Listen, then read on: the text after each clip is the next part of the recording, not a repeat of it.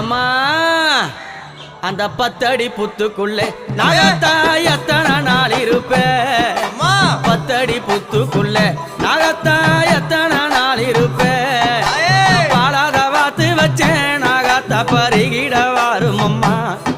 நான் பாலாத வாத்து வச்சேன் நாகத்தா பருகிட வாரும் அம்மா 10 அடி புத்துக்குள்ளே நாகத்தா எத்தனை நாள் இருப்பேன்